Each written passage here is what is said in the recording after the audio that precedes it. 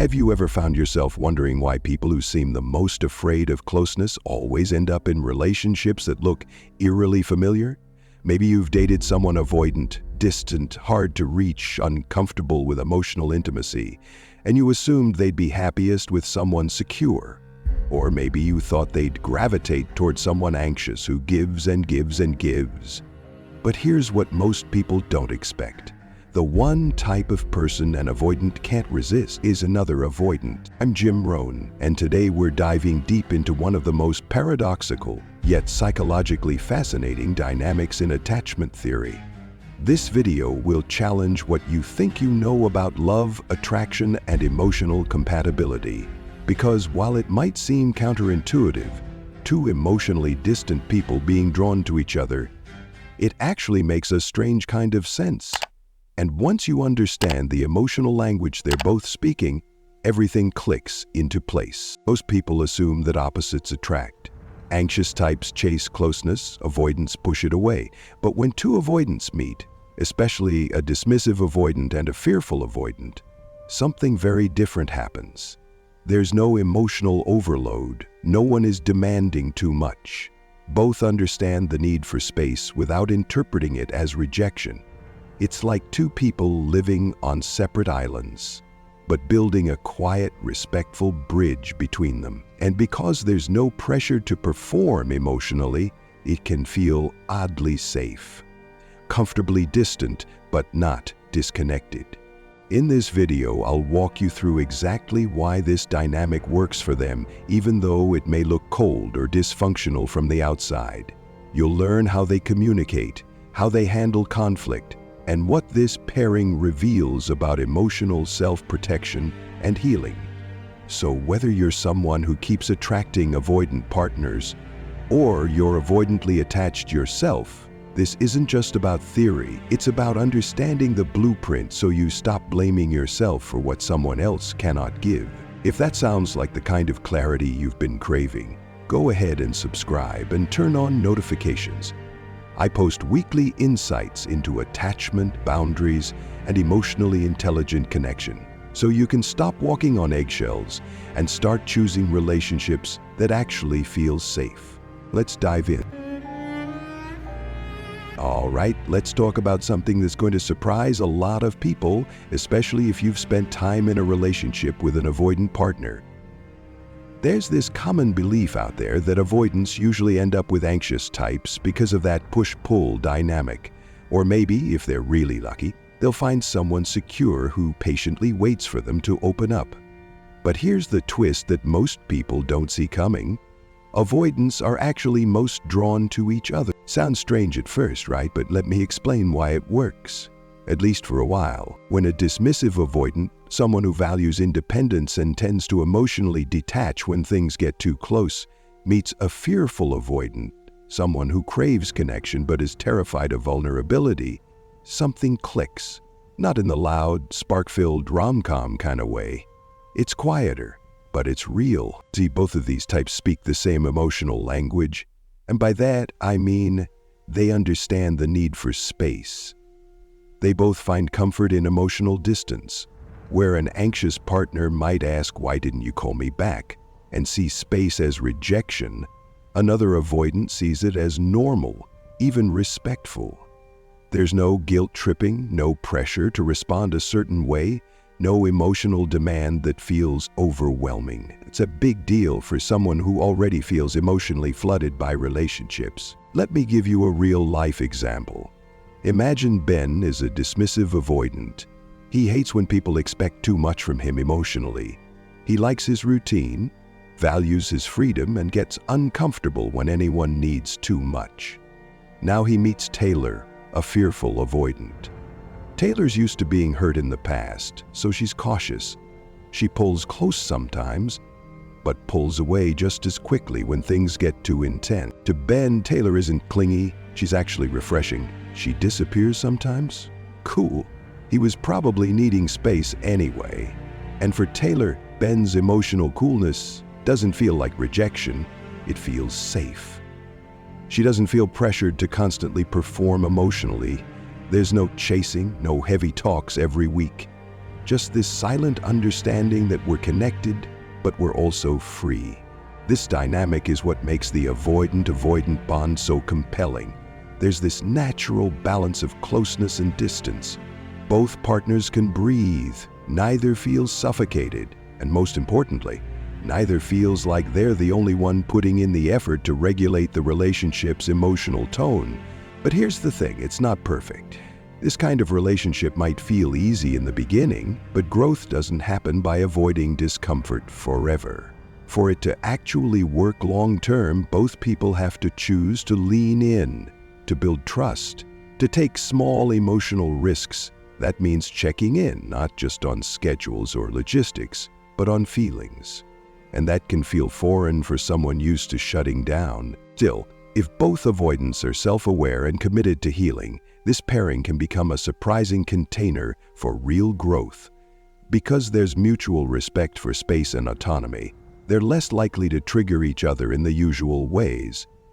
They give each other breathing room, and in doing so, they create a safer space to slowly open up. So yes, avoidants can and do fall for each other, and when they do, it often makes more sense than we expect. But what makes this seemingly paradoxical pairing actually function, at least for the avoidant individuals within it?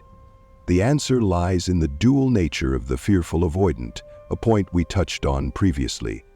They carry enough emotional current to stir a reaction in the typically detached, dismissive-avoidant. Yet their own value for autonomy ensures they instinctively understand the need for breathing room, a necessity they share. It's a rare balance. Let's paint a picture. Imagine Chris is a dismissive-avoidant. He doesn't like talking about feelings. He needs alone time like he needs oxygen. But deep down, there's still a part of him that wants connection. He just doesn't know how to access it without feeling overwhelmed. Then there's Jamie, a fearful-avoidant. Jamie can be warm and emotionally expressive sometimes, but she also pulls away fast when she senses vulnerability might lead to hurt. She might open up one night over dinner, then ghost for 2 days. To most people, that's confusing, but for Chris, it's almost comforting. He's not being chased. He's not being pressured to talk about things. Jamie gives just enough emotional energy to stir something in him, but not so much that he feels smothered. This is what I like to call the bridge between islands dynamic. Each person has their own island, meaning their emotional space, their need for independence. But unlike in anxious avoidant relationships, where one person is always trying to swim across the ocean to get to the other, this pairing actually builds a bridge. It's not a bridge they walk across every day, but it's there. It says, I respect your need to be on your own island, and I know you respect mine, but if either of us wants to cross, we can. That's powerful. And because neither person feels overly responsible for the other's emotional state, there's less tension. No one's playing therapist. No one's chasing. No one's over-explaining their needs. That shared emotional style, clear, direct, and low on drama, helps them feel seen in a way that other pairings can't always offer. It's not that they're great at intimacy right away, but they're good at respecting each other's limits. And over time, that respect can actually become the foundation for deeper trust. Consider now the evolution of this relationship when both partners are invested in its development and their own. See, when two avoidants, especially a dismissive and a fearful, create a relationship that feels emotionally safe, something kind of amazing can happen. They can actually start becoming more secure over time. Let's take Sarah and Jake. Jake's the classic dismissive avoidant. Keeps to himself, avoids emotional talks, doesn't like feeling trapped. Sarah, the fearful avoidant, has been hurt before, so she's hot and cold. Sometimes she leans in and wants deep connection. Other times she pulls away without warning. At first, their rhythm looks kind of odd from the outside, but because neither of them pressures the other, it actually gives them space to reflect, breathe, and slowly let their guard down. Over time, Jake notices that when he opens up just a little, Sarah doesn't overwhelm him with demands. She listens. She gives him space afterward. And Sarah realizes that when she needs to pull back, Jake doesn't panic or guilt her. He gives her the room she needs without shutting the door completely. That's when things shift. The dismissive partner starts to realize it's actually safe to express emotion because no one's rushing in to smother him. The fearful one feels more grounded, less reactive, because she's not constantly bracing for rejection. In this kind of bond, emotional respect becomes the love language. It's not about grand declarations or texting 24/7. It's about steadiness. It's about knowing your partner will honor your space and still show up when it counts. That kind of stability doesn't always look romantic on the surface, but it's exactly what helps avoidant partners build real, lasting intimacy. Slowly but surely, for those who identify as avoidant or find themselves in a relationship with another avoidant individual, understanding this dynamic is key. This pull isn't arbitrary. It's your nervous system recognizing a familiar cadence. It's a silent acknowledgement of a shared need for space, a comforting reassurance of not being overwhelmed, a feeling that resonates deeply, especially after experiences of being crowded or suffocated in previous relationships. But let me be honest with you. Compatibility alone isn't enough. These kinds of relationships can work, but only if you both put in the effort to grow emotionally. And that starts with communication. I'm not talking about planning who's picking up groceries or when to meet up next weekend. I mean emotional check-ins. Simple stuff, like, how are you feeling about us lately? Has anything been sitting on your mind this week? Is there anything you need more or less of right now? At first, this might feel awkward, especially if you're used to keeping things surface level. But these tiny moments of vulnerability build trust. They help you both feel like you're allowed to be real without fearing a meltdown or rejection on the other side. Let me give you an example. Alex and Danny have been dating for 6 months. Both are avoidant in different ways. Danny tends to shut down when things feel too intense, and Alex avoids conflict at all costs. They used to go days without addressing issues. Then one day they decided to try something new, a weekly 5-minute emotional check-in. Nothing dramatic, just time set aside to talk about how they're feeling in the relationship. What happened? Slowly, their guards started to drop. Fewer assumptions, more clarity. They still respected each other's space, but now they had a bridge and a direction. That's the secret. These relationships don't succeed by avoiding intimacy. They grow because the intimacy is paced. It's intentional. It doesn't flood either person. And that creates the kind of safety avoidants rarely get to experience. So if you're in this type of bond or find yourself drawn to it, don't write it off. Just remember, without emotional communication, even the best match can turn into emotional distance. But with a little consistency and care, this kind of connection can become something truly secure. Now let's pause for a second and talk directly to those of you who lean anxious in relationships. Because I know how this can land. You might be reading all this about avoidance, dating avoidance, and thinking, maybe I just need to chill more. Maybe if I stop texting so much or don't bring up my feelings, they'll finally commit. And I get it.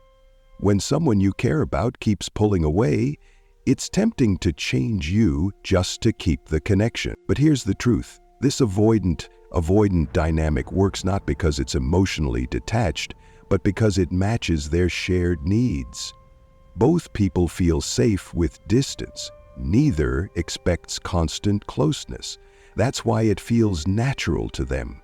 But if you're wired for closeness, attunement, and emotional availability, that rhythm is going to feel like you're starving while pretending. Let me give you an example. Emma is anxiously attached. She values deep connection, verbal affirmation, and emotional check-ins. She starts dating Ryan, who's avoidantly attached. He's kind but distant. He disappears for days, avoids tough conversations, and seems uncomfortable when she expresses big feelings. Emma tells herself, maybe I just need to be less needy. Maybe I'm the problem. So she stops asking for what she needs. She waits for him to initiate. She downplays her anxiety, and at first it seems like things are getting better. Less tension, fewer fights. But underneath that surface, she's shrinking. She's walking on eggshells. She's losing her voice. And she's confusing peace with disconnection. This is where secure framing is so important. You don't need to perform emotional independence just to be loved. True emotional maturity doesn't come from suppressing your needs. It comes from knowing what you need, being able to communicate it, and being willing to walk away when it's not met without shame. Secure connection doesn't mean zero conflict or perfect compatibility. It means there's mutual effort. It means both people show up. There's repair when something breaks. There's a willingness to stretch for each other, not to the point of self-sacrifice, but in the spirit of shared growth. So if you're anxiously attached and tempted to mimic the cool energy of avoidance to seem more desirable, don't. That's not your path. That's self-abandonment, and it's exhausting. Instead, honor your wiring. You're not too much. You're someone who craves real presence, emotional depth, and connection that feels alive. Those are not flaws. They're invitations for the right person to meet you at your level. Let avoidance date avoidance if that's their rhythm. You're building a bridge to someone who wants to meet you there. Someone who says, I see your heart and I want to be close too. That's what secure love actually looks like, and it's worth holding out for. Let's wrap this up with something that brings it all home. Throughout this video, we've explored a dynamic most people don't expect, that avoidantly attached individuals, especially dismissive and fearful avoidants, are often most drawn to each other. Why? Because they speak the same emotional language. They both value independence, space, and emotional self-regulation. And when paired together, they often feel a rare kind of ease, like they're finally in a relationship where they don't have to over-explain, over-perform, or defend their emotional boundaries. We looked at how this dynamic plays out in real life, how it allows space for growth if both partners are willing to do the emotional work, and why pacing and mutual respect, not intensity, can become the foundation for lasting trust. We also took time to speak to those of you who may lean more anxious, and the important reminder that you don't need to shrink yourself or perform emotional detachment to be loved. Your needs for presence, consistency, and connection are deeply valid. So here's the value I hope you walk away with. Whether you're avoidant, anxious, or somewhere in between, understanding your own emotional patterns is the key to building healthy, meaningful relationships. It's not about changing who you are to fit someone else. It's about knowing what your nervous system truly needs and making choices that align with it. That's where real emotional safety begins. Thank you so much for spending this time with me. If you found this video helpful, do me a favor. Hit that subscribe button and turn on notifications. I post weekly content about attachment, relationships, and how to break free from unhealthy patterns without losing yourself in the process. And I'd love to hear from you. Drop a comment below and share your thoughts. Have you ever been in an avoidant dynamic? Did anything from today's video resonate with you? Let's talk about it. I read every comment, and your story might help someone else feel less alone in theirs. Until next time, take care of your heart, honor your needs, and remember, real connection never asks you to abandon yourself.